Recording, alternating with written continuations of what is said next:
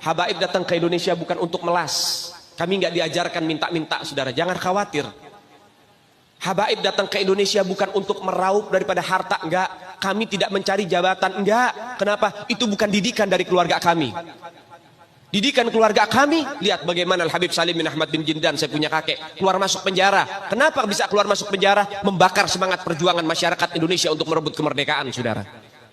Al-Habib Ali bin Abdurrahman Al-Habsyi Kuitang, beliau yang memfatwakan ketika tanggal 17 Agustus Soekarno membacakan teks proklamasi mendeklarasi daripada kemerdekaan Indonesia. Beliau di hari Jumat itu, ba'da Jumat beliau fatwakan, sekarang saya fatwakan setiap tanggal 17 Agustus wajib pasang bendera merah putih di rumah-rumah kalian. Siapa yang nyuruh? Itu fatwa Habib Ali bin Abdurrahman Al-Habsyi Kuitang.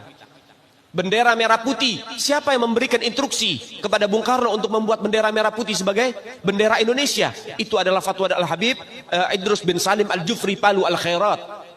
Lambang negara Garuda, siapa yang buat? Al-Habib Asy-Syarif Hamid Al-Gadri dari Pontianak, keluarga baginda Nabi Muhammad. Lagu 17 Agustus, Pramuka, lagu syukur, siapa yang buat? Al-Habib Husin Al-Mutahhar dari Semarang, dzurriyyat baginda Nabi Muhammad. Jadi Anda jangan berpikir, ini habaib di Indonesia jasanya apa? Banyak, itu yang baru kecatat. Itu yang baru ketahuan. Masih banyak lagi daripada keluarga Nabi Muhammad yang tidak mau masuk buku karena perjuangannya ikhlas karena Allah dan Rasul. Banyak, saudara. Siapa Imam Bonjol? Semua pasti bilang pahlawan. Betul apa enggak? Imam Bonjol pahlawan Indonesia bukan? Pahlawan nasional bukan? Sekarang siapa namanya Imam Bonjol? Al-Habib Muhammad Syahabuddin, beliau habaib dari kalangan bin Syahab. Imam Bonjol itu bin Syahab, masih daripada kakeknya Habib Rizik, saudara sekalian. Itu keluarga daripada Nabiuna Muhammad, keturunan Sayyiduna Muhammad. Banyak lagi dari kalangan para dzurriyyat Nabiuna Muhammad sallallahu alaihi wasallam yang jasanya besar di Indonesia, tapi kita nggak ada yang tahu. Kenapa? Karena itu kami nggak cari popularitas. Kami nggak cari madah pujian. Kami nggak cari tempat kedudukan, yang kami cari ridho Allah dan Rasulnya. Sehingga hal ini perlu diungkap, saudara sekalian. Bagaimana keluarga Nabi Muhammad jasanya besar, dan umat ini harus dihubungkan kembali dan dieratkan kembali kepada keluarga baginda Nabi Muhammad. Ini akhir zaman, kita semua ngelihat kok bagaimana gencar-gencarnya di media sosial upaya untuk supaya memisahkan umat Islam dengan keluarga baginda Nabi Muhammad. Upaya keras supaya habaib dibenci ada di Indonesia. Mulai Habib dengan kiai diadu, Habib dengan ustadz diadu. Mulai ada hal-hal semacam itu. Apa? Dendam politik, saudara. Gak keluar dari situ. Karena dendamnya kepada Habib Rizik sehingga akhirnya demikian. Habib Rizik itu siapa? Keluarga Nabi Muhammad, keturunan Nabi Muhammad, cucunya Nabi Muhammad. Beliau bukan penjahat kok, bukan koruptor. Beliau nggak pernah bawa lari uang rakyat. Beliau nggak pernah ngerugiin negara. Beliau tidak pernah mencemarkan nama baik negara. Beliau itu bukan penjahat, saudara. Bukan penjahat. Apa masalahnya dia?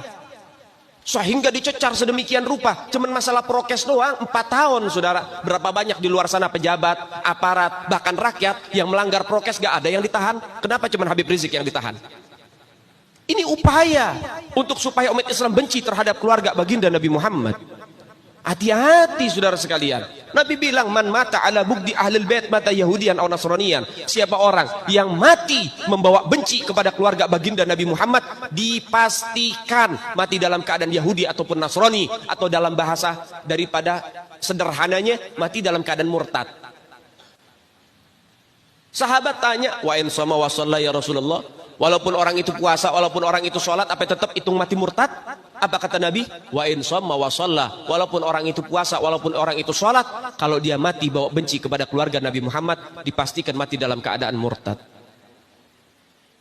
Ini Nabi yang punya mau, bukan kita habaib. Dan seharusnya yang membahas masalah fadailul ahlul bait, keutamaan para habaib, bukan dari mulut saya, bukan dari mulut Habib Khalid wala Habib yang lain, bukan, tapi daripada mulut para guru-guru kita. Mereka yang lebih punya kewajiban untuk membahas masalah ini ke umat, saudara. Kenapa? Supaya tidak ada fitnah. Kalau saya yang bicara begini, akan ada pertanyaan, itu maunya Habib, itu maunya dia, itu mah dalil buat-buatan dia. Terserah Anda.